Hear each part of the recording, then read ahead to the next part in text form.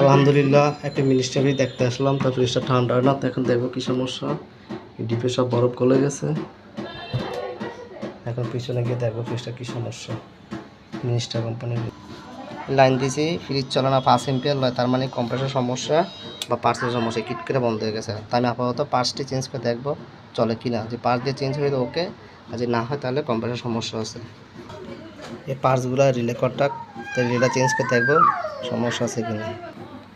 যে আমার কাছে নতুন রিলে আছে, আমি নতুন রিলে লাগাবো। আর এই যে পুরনটা এটা বাদ দেয়, আমি নতুনটা লাগাবো। আর এই ওভারলকটা আমি সবসময় চেষ্টা করি অরিজিনালটা রেখে দেওয়ার জন্য, কারণ অনেক সময় মেসিং না হলে তাহলে কম্প্রেসর চলে জায়গা। অনেকে কী করে নতুন ওভারলক লাগার জন্য টাকার বেশির জন্য, তখন আপনার এই কম্প্রেসর সমস্যা হয়। তাহলে সবসময় চেষ্টা করি নতুন ওভারলকটা দেই না সহজে, অরিজিনালটা রেখে দিই। আমি এখন এটা লাগাবো।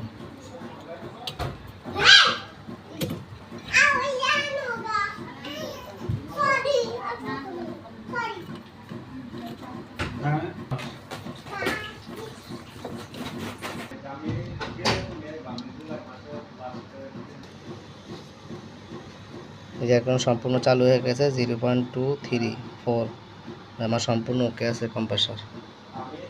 যে গরম আসতে আছে, কম্প্রেসর আলার মতো ভালো আছে। পার্সের সমস্যা ছিল, এই রিলে নতুন রিলে লাগাই দিয়েছি, ফ্রিজটা সম্পূর্ণ ওকে চলতে আছে।